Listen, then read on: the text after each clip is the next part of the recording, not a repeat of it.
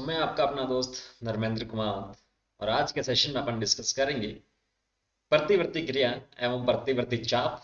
और दूसरा जो टॉपिक होगा छोटा सा संवेदिक अभिग्रहण एवं संसाधन।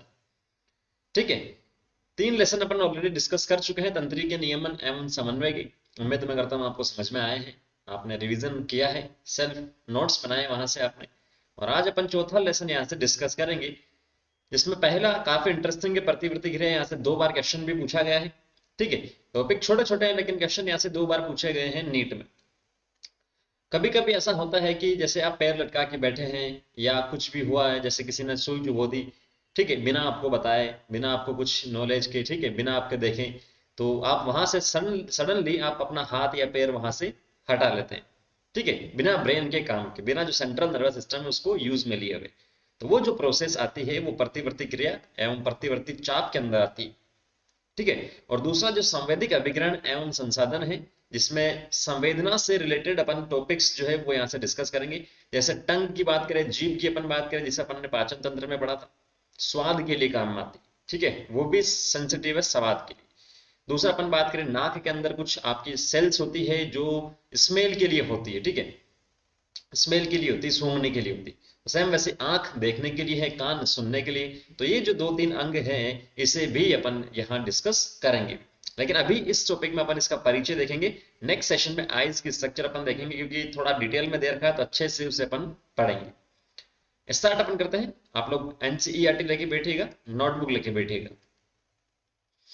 प्रतिवर्ती क्रिया एवं प्रतिवर्ती चाप, इंग्लिश में से अपन बोलते हैं रिफ्लेक्स एक्शन। ठीक है, एंड रिफ्लेक्स आर किसे अपन बोलते हैं। ठीक है क्या ये देखते हैं। जब हमारे शरीर का कोई अंग अत्यधिक गर्म, ठंडी, नुकीली वस्तु या जहरीले अथवा डरावने जानवर के संपर्क में आता है तो उस अंग का अचानक हटा लिए जाने का आपने अनुभव किया होगा। ठीक है, जैसा कि मैंने अभी आपको पहले ही बता दिया था कि ऐसा अगर कुछ होता है तो आपने फील किया होगा। अनुभव की संपूर्ण क्रियाविधि एक अनैच्छिक क्रिया है। काफी इंपॉर्टेंट हाईलाइट मैंने इसे कर रखा है, जैसे आप लोग हाईलाइट कर लीजिए, स्टार मार्क कर लीजिएगा कि ये अपनी इच्छा से नहीं हो रही है। ठीक है, मान लो आप बैठे हो, पीछे से किसी ने पिन छुओ दी या गर्म या ठंडी चीज जो है वो आपके लगा दी, तो वो तो आपको दिख नहीं रहा है पीछे से, लेकिन फिर भी क्या होगा, आप क्षणिक मतलब कुछ समय में ही, कुछ समय जो बहुत छोटा समय है उसमें ही आप वहां से अपना जो पार्ट है उसे हटा लेंगे। तो आपने सोचा समझा कुछ भी नहीं, आपने अपनी इच्छा से कुछ भी नहीं किया, आपकी इच्छा के विरुद्ध हुआ या आपकी कंट्रोल में नहीं है, तो वो प्रोसेस अनैच्छिक क्रिया है जो कि परिधीय तंत्री के उद्दीपन के फलस्वरूप केंद्रीय तंत्रिका तंत्र के भाग विशेष की अनुपस्थिति में होती है। काफी इंपॉर्टेंट है, इस पूरी तीनों लाइनों को स्टार मार्क कर लीजिएगा। क्या बोल रहा है, परिधीय तंत्रिका तंत्र के उद्दीपन से। अपन ने बात की थी कि 2 प्रकार के आपके पास क्या होते हैं, तंत्रिका तंत्र होता है। एक तो आपके पास क्या होता है, सेंट्रल नर्वस सिस्टम, केंद्रीय तंत्रिका तंत्र, जिसके अंदर मस्तिष्क आता है, और दूसरा आपके पास मेरुरज्जु आता है। और इसी से जुड़ी हुई आपके पास क्या होता है, परिधीय तंत्रिका तंत्र होता है जो अभिवाही और अपवाही न्यूरॉन से अपना काम यहाँ पर करता है। तो यहाँ ये क्या कह रहा है, 3 पॉइंट ये कह रहा है, आप चाहे तो इसे हाईलाइट कर ले, स्टार मार्क कर ले। एक तो अनैच्छिक क्रिया है, इसे अपन कंट्रोल नहीं कर सकते। दूसरा आपके पास क्या हो रहा है, परिधीय तंत्रिकीय उद्दीपन, उद्दीपन परिधीय तंत्रिका तंत्र के उद्दीपन से हो रहा है। और तीसरा ये क्या कह रहा है, केंद्रीय तंत्रिका तंत्र के भाग विशेष की अनुपस्थिति, सेंट्रल नर्वस सिस्टम का जो कोई भाग है वो यहाँ उस क्रिया में इन्वॉल्व नहीं होता है, तो उसे अपन क्या बोलते हैं, प्रतिवर्ती क्रिया यहाँ से बोलते हैं। तो तीनों पॉइंट इंपॉर्टेंट है। ठीक है, इस टाइप से क्वेश्चन पूछ सकते हैं।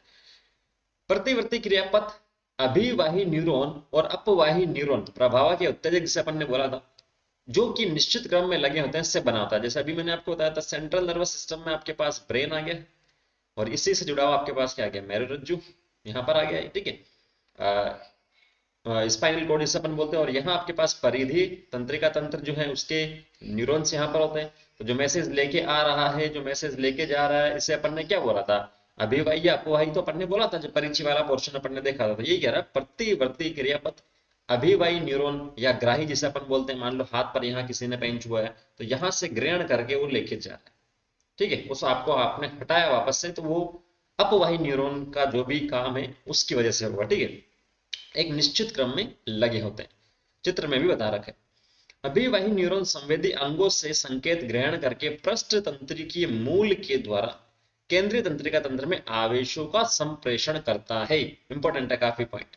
मान लो यहाँ ये कोई बंदा था, इसका जैसे ये इस प्रकार से कोई बंदा था, ठीक है, ये, और ये इसका हाथ है, ठीक है, और ये इसका स्पाइनल कॉर्ड वगैरह यहाँ पर है, और ये बाकी ये जो है अभिवाही और अपवाही न्यूरॉन इसी हाथ के अंदर है, ठीक है।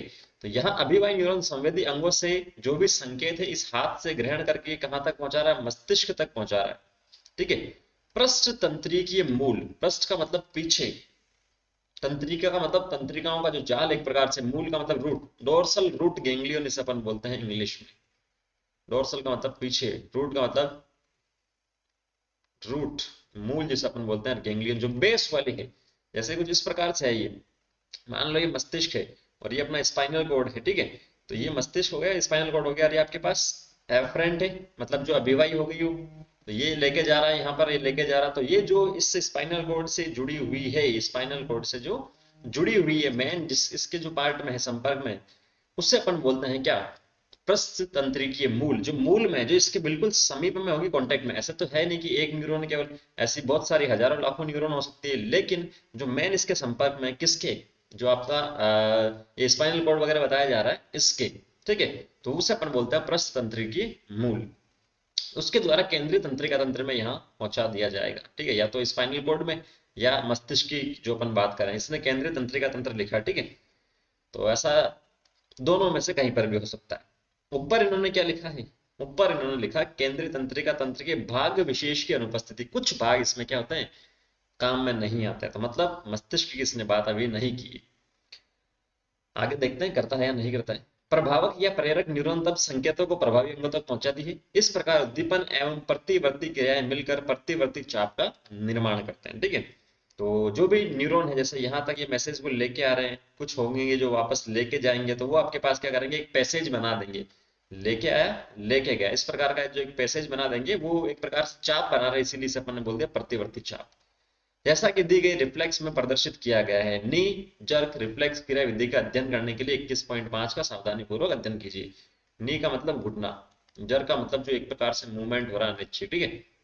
तो यहाँ इस डायग्राम को देखिए आप, यहाँ ये क्या कर रहा है, उद्दीपन है।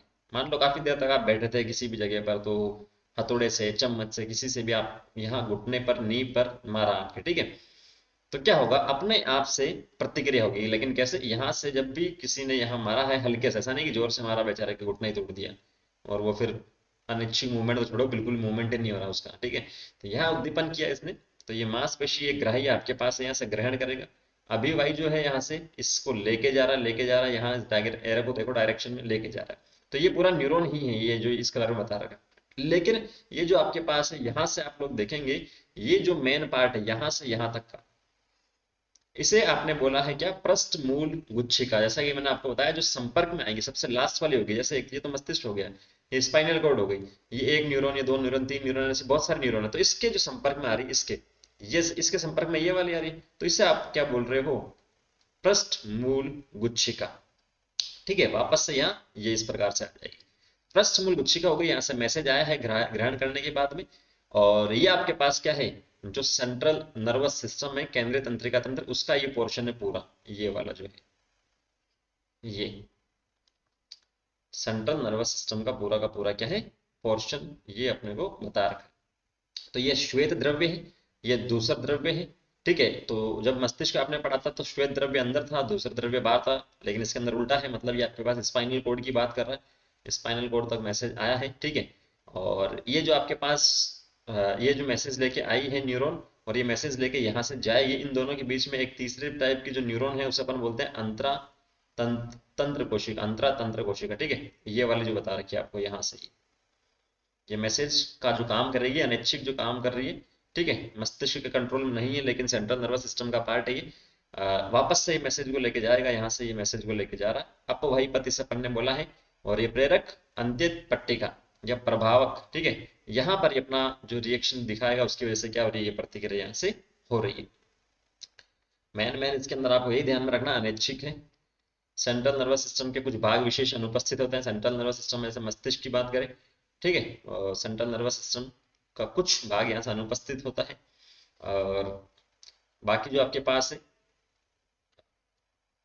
ठीक है, अनैच्छिक हो गया। और परिधीय तंत्रिका तंत्र का मेन इसके अंदर रोल है। तो ये तीनों पॉइंट आप लोग ध्यान में रखेंगे। तो प्रतिवर्ती क्रिया, क्रिया का मतलब आपको समझ में आ रहा है कि प्रति का मतलब अगेंस्ट, प्रति का मतलब अगेंस्ट, विपरीत जो क्रिया हो रही है, आपने यहां मारा तो विपरीत यहां मूवमेंट हुआ है, इसके अपोजिट। ठीक है, इसके अपोजिट क्या हुआ है, मूवमेंट हुआ है। तो ये जो पैसेज है, ये तो जो प्रोसेस हुई है उससे अपन ने बोला है प्रतिवर्ती क्रिया। और ये जो पथ बना है यहाँ से अभिवाही जैसे यहां तक आया है, अब वही यहां से वापस जा रहा, तो ये जो पथ बना है एक यहाँ पर क्या हो गया, आर्क बन गया, यहाँ से चाप बन गया यहाँ से, तो इसे अपन बोलते हैं प्रतिवर्ती चाप। ठीक है, दोनों में डिफरेंस आपको ध्यान में रखना है। नेक्स्ट चलते हैं आगे अपन, संवेदिक अभिग्रहण एवं संसाधन। सेंसरी जो पार्ट है वो इसके अंदर अपन पढ़ेंगे, रिसेप्टर जो होते हैं। क्या आपने कभी सोचा है कि आपको वातावरण के परिवर्तन की पहचान किस प्रकार होती है? कभी सोचा है? सर देख रहे हैं, सर सुन रहे हैं, वही तो है एक तरह से। हाँ बिल्कुल सही सोच रहे हो आप। तो आप किस प्रकार किसी वस्तु एवं उसके रंग को देख पाते हैं? कैसे आप ध्वनि को सुनते हैं?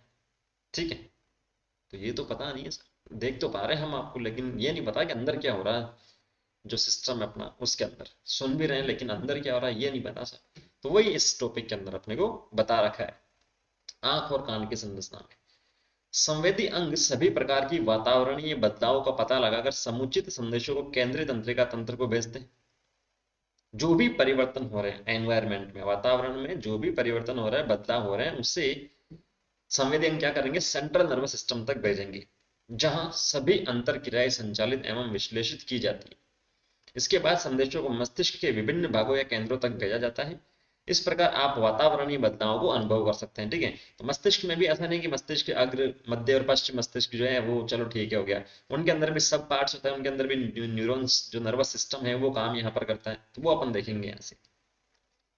हम वस्तुओं को अपनी नासिका द्वारा सूंघते हैं, जीभ द्वारा स्वाद की पहचान करते हैं, कान द्वारा सुनते हैं और आंख द्वारा देखते हैं। तो मेनली 4 सेंसरी ऑर्गन्स की बात कर रहा है, संवेदिक अंगों की बात कर रहा है। जीभ, नाक, कान और आंख। इसमें से जीभ जो है पाचन वाले चैप्टर में अपन ने थोड़ा बहुत डिस्कस किया था, और जो नाक है उसे श्वसन वाले में थोड़ा बहुत ही डिस्कस किया था, डिटेल से नहीं दे रखा, क्योंकि इसके अंदर भी 3 प्रकार की कोशिकाएं वगैरह होती है नाक के अंदर, तो इतना डिटेल नहीं दिया तो पूछेगा भी नहीं। ठीक है, नासिका में श्लेष्मा आवरण युक्त संवेदन ग्राही होते हैं। तो मान लो ये बंदा है कोई इस प्रकार से, ये, और इसका नाक यहाँ से स्टार्ट हो रहा है ये।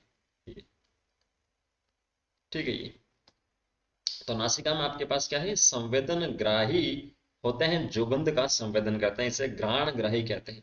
ठीक है, जिसे अपन सूंघ रहे हैं, गंध का संवेदन वहां पर हो रहा है, उन्हें अपन बोलते हैं घ्राण ग्राही। ये घ्राण उपकला से बने होता है। तो यहाँ जो ये है, यहाँ पर जो उपकला होती है उसे अपन बोलते हैं घ्राण उपकला। उपकला एक कवरिंग है एक प्रकार से। ठीक है, जिनमें 3 प्रकार की कोशिकाएं होती है इसी घ्राण उपकला के अंदर। जैसे मान लो घ्राण उपकला हो गया, नीचे ये वाला जो पैसेज है यहाँ पर, इसके नीचे घ्राण उपकला के नीचे क्या होती है, 3 प्रकार की होती है, यानी कि 3 कोशिकाएं, 3 अलग अलग प्रकार की कोशिकाएं होती है जो सूंघने में मदद करती है। घ्राण उपकला की तंत्रिका कोशिकाएं न्यूरॉन बाह्य वातावरण से सीधे एक जोड़ी सेम के आकार के अंग में विस्तारित होती है। तो यहाँ जो कोशिकाएं होती है वो सीधा उपकला के साथ में क्या होती है, जुड़ी हुई बाह्य वातावरण के साथ में, क्योंकि जब भी एयर अपन लेंगे यहाँ से तो इसके कांटेक्ट में आना जायज ही बात है यहाँ से। ठीक है, इस प्रकार से तो यहाँ ये जो कोशिका है सेम के आकार के अंग में विस्तारित होती है, इन्हें घ्राण बल्ब कहते हैं। इस प्रकार से ये इस प्रकार से होती है, अलग अलग प्रकार की कोशिकाएं। ठीक है, इसके अंदर घ्राण बल्ब मस्तिष्क के पादाधार तंत्र का विस्तारण है। ठीक है, तो यहाँ से जब भी आप सूंघने की, जब भी कोई स्मेल आएगी, यहाँ से गंध आएगी, तो यहाँ से ये जो घ्राण कोशिका है उसे ग्रहण करेगी। उसके बाद में तंत्रिकाओं से होता हुआ वो आपके कहाँ चला जाएगा, मस्तिष्क में चला जाएगा, सेंट्रल नर्वस सिस्टम में चला जाएगा। वहां आपको पता चलेगा कि हाँ इस टाइप की स्मेल है। क्लियर है? नेक्स्ट, नासिका या घ्राणांग तथा जीभ दोनों ही विलेय रसायनों की पहचान कर सकते हैं। विलेय का मतलब जो सोल्यूबल है। स्वाद या रस संवेदन तथा घ्राण के रासायनिक संवेदन क्रियात्मक रूप से समान है। जो सूंघने और जो स्वाद की जो रासायनिक संवेदन की क्रिया है वो लगभग लगभग क्या है, समान है तथा परस्पर संबंधित है। जीभ पर स्वाद कलिकाओं द्वारा स्वाद की पहचान की जाती है, और स्वाद कलिकाओं को अपन बोलते हैं टेस्ट बर्ड। लाखों की संख्या में होती है जीभ के ऊपर। ठीक है, गुलाबी सी। स्वाद कलिकाओं में रसग्राही होते हैं। मान लो ये इस प्रकार की कोई जीव है, तो यहाँ छोटे छोटे डॉट डॉट आपको देखने को मिलेंगे। शीशे में देख सकते हैं अपना चेहरा, मुंह खोल के जीभ भी देख सकते हैं। तो यहाँ पर क्या होता है, स्वाद कलिकाएं होते हैं। ठीक है, सॉरी, रस, जो स्वाद कलिकाएं उसके ऊपर रसग्राही होता है ग्रहण करने के लिए। आहार तथा पेय पदार्थों के प्रत्येक स्वाद के साथ मस्तिष्क स्वाद कलिकाओं से प्राप्त विभेदन निवेश का समाकलन करता है और एक सुरुचिकर अवगमन होता है। ठीक है, तो जीभ वाला पोर्शन उसी में टेस्ट कर सकते हो आप। ऐसा तो है नहीं कि अंदर ग्रसनी ग्रसिका रामाश्य में जाएगा तब तक आप मजे ले रहे हो, पकौड़ी खा रहे हो तो उसके मजे ले रहे हो, कोल्ड ड्रिंक पी रहे हो तो उसके मजे ले रहे हो, तो ऐसा नहीं है। तो यहाँ से जो भी टेस्ट बड्स है वो आपके न्यूरॉन से जुड़ी होती है, तंत्रिकाओं से जुड़ी होती है। वो तंत्रिकाएं वापस से क्या करती है, मस्तिष्क तक जाती है और वहां आपको पता चलता है कि हाँ ये मीठा है, ये तीखा है, ये खट्टा है। हमारी बात समझ में। यहाँ से वैसे क्वेश्चन ना ही पूछा गया, मतलब ठीक है, छोटे छोटे टॉपिक इसमें कुछ है नहीं ज्यादा कि भाई हाँ नाक और ये है। बाकी जो अंग है वो आपको बता रखे हैं, जो कोशिकाएं वो बता रखी है, घ्राण ग्राही, घ्राण बल और रस ग्राही और टेस्ट बड्स। ये आपको चाहे ध्यान रखोगे तो ये दोनों टॉपिक क्लियर हो जाएंगे। नीचे दिए गए भागों में आंख देखने तो संवेदी अंग और कान सुनने तो संवेदी अंग की संरचना और क्रियाविधि से आपका परिचय करवाया जाएगा, और वो नीचे जो है वो अपना कल आएगा, नेक्स्ट लेसन में आएगा। ठीक है, क्योंकि ये जो है बड़े हैं टॉपिक थोड़े से, और इनको मैं चाहता हूँ कि अच्छे से पढ़ाया जाए, ना कि फॉर्मेलिटी की जाए। हाँ ये बात समझ में। तो इनको नेक्स्ट सेशन में अपन पढ़ेंगे। आप लोग एनसीईआरटी को वापस से पढ़िए एक बार, सेशन को, वीडियो को देखिए। कोई डाउट है तो कमेंट सेक्शन में कमेंट करके पूछ सकते हैं। डाउट की पिक्चर आपको भेजनी है, जो कमेंट बॉक्स में आप नहीं भेज सकते तो आप इंस्टाग्राम पर भेज सकते हैं, और वहां आप अपने डाउट डिस्कस कर सकते हैं।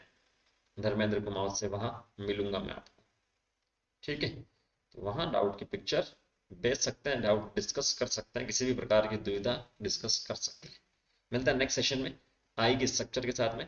तब तक आप पढ़िए। Thank you, all the very best.